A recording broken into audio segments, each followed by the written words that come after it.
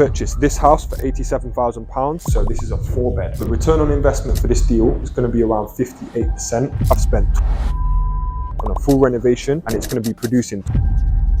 A lot of people say to me, you're not going to get it valued at that. Good luck getting it revalued. Good luck getting it remortgaged. The reality is, guys, I do this day in, day out. I realize you get a better return on cash invested by doing this strategy, which is I purchased this house for £87,000. I've spent £28,000 on a full renovation and it's going to be producing £20,160 per year.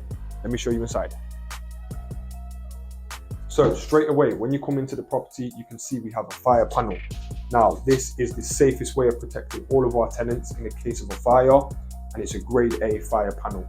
Now, this typically costs around £3,000 extra, as opposed to doing normal interlinked smoke alarms.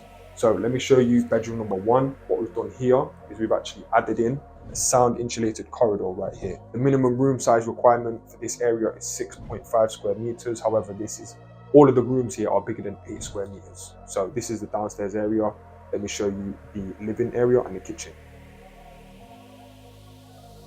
Okay guys, this is the living area. As you can see, we've gone very basic finish with this.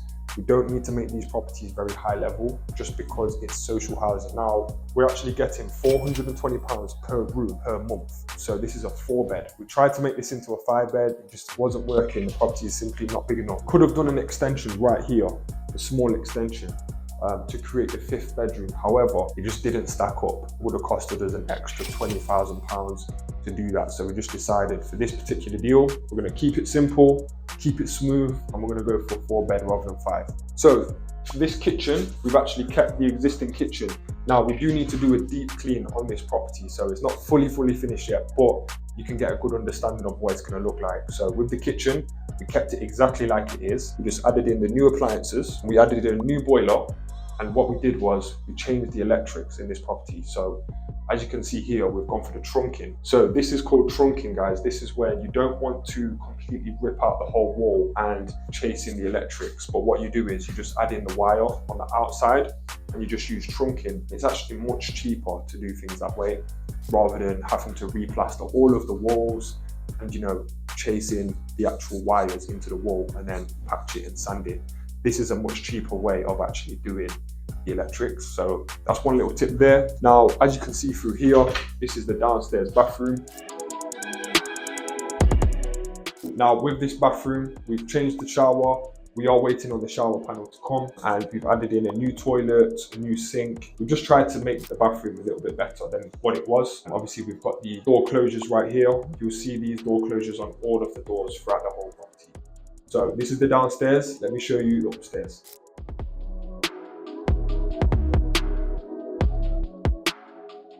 So this is a 3-story building. It was a 3-bedroom family home that we've converted into a 4-bed HMO. Now we put the lights on sensors. So when you walk into the corridors, the lights will automatically come on. The reason we do this is to save on electricity costs. However, the social housing providers do actually cover all the bills. So it doesn't really affect us, but I guess we're doing the providers a favor, helping them save money on electrics because people love to leave the light switches on in rental properties. Now let me show you the rest of the bedrooms. Okay, so this is bedroom number 2. Now, as you can probably tell, it's a very basic finish, but what we do is we like to do 1 feature wall per bedroom. It's just the same old thing, guys. If you follow my journey, you see a lot of my properties do look the same. Now, it's nice when you're doing a high-level luxury HMO. It looks good on Instagram, it looks good online, but realistically, it doesn't always mean you're gonna make more money by doing that method. Now, this strategy of buying cheap properties outside the Article 4 area, giving them to social housing providers, getting them revalued and pulling a chunk of money back out, it really works well from an ROI perspective. Obviously, we're helping house people that need housing the most as well. So there's lots of reasons why I do love social housing. People ask me how to get involved with social housing. Myself and Sean Davis have teamed up. We're actually running a training and mentorship program where we teach people how to do these exact strategies, such as rent-to-rent social housing and BRR to social housing. So if you're interested in that, drop us a message on Instagram. Let me show you some of the other rooms. So this is bedroom number 3, decent size. The minimum room size requirement here is 6.5, but all of the rooms are bigger than 8 square meters. This room is probably around 12 square meters. Now, people have asked me for the floor plans, but realistically, we don't actually have floor plans for a lot of these properties. We have the initial floor plan when we buy the property, but a lot of the time we don't actually need to provide floor plans. That's some of the properties we can't actually show floor plans for. So this is one of the rooms. Let me show you the top room. Guys, we have actually had a leak at the top of the property. So what we are doing is we're actually getting this rectified. So we've got the build team, they're going to put scaffolding up, going to go on top of the roof and find out what the issue is. So that's one thing you do have to deal with, is unexpected costs like that. But it happens, guys. This is property life. We'll just crack on and deal with each issue as it comes. That's why it's so important to have a contingency budget. Make sure you do understand that with BRR deals, things do crop up. So you are going to sometimes have extras on deals. So it shouldn't be too much, probably costs us around £500–600 to get that rectified. But yeah, this is bedroom number 4, guys. Now, if you are looking to do a similar project like this, you want to team up with me, you want to do a joint venture, then drop me a message on Instagram, we can have a conversation. Okay, so the numbers on this deal, we purchased this property for £87,000. Now, this was actually on Rightmove, so this was on the open market. Any of you guys could have bought this one. It's in a non-Article 4 area of Nottingham, which is perfect, exactly what I want, because it means we don't have to apply for planning permission. Anything that's less than 6 bed. If we wanted to do a 7-bed HMO, we would need to apply for planning permission. But anything less than 7, we are okay to just use permitted development rights, which is basically means that you can do certain things without applying for planning permission. So that's what we've done with this property. Now, as I said, we tried to make it a 5-bed, but we couldn't do that without an extension.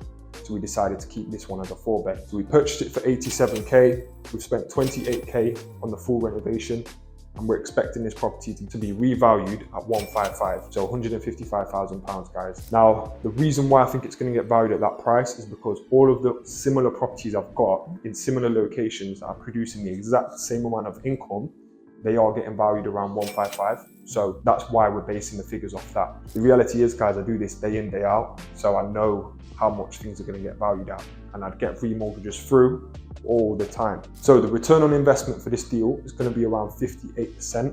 Now, because it's a JV, you have to split that in half. So we'll be looking at, roughly around 27.5%, 28% return on investment for my JV partner. So very happy with that, guys. That is the figure to look at. The ROCI, return on cash invested, that is the main metric to look at, guys. When the deal's done, how much return on your money are you actually going to get? So the monthly profit on this deal is going to be over £1,000. It's going to be roughly £1,050 per month. So it's very healthy numbers, guys. It just shows you can purchase properties for very cheap, spend not significant amounts of money. £28,000 is a lot of money. However, it's not a 60, 70, 80k refurb. I used to, when I started out in property, I was doing a lot of big refurbs, spending a load of money doing a 6-bed. But I realized you get a better return on cash invested by doing this strategy, which is buying cheap, spending little, and getting a high return by renting into social housing. So social housing was a massive game changer in my business as a whole. Started doing it around 2 years ago, and honestly, it was one of the best things I've ever done business-wise, because it just means that I get passive income every single month, which I love. So it means I can travel around, I can just kind of have less stress with people moving in and out, dealing with the managers of the professional HMOs. I don't have to do that no more. Now I can literally kick back and get paid. So there are downsides. The social housing providers, some of them can be difficult to work with.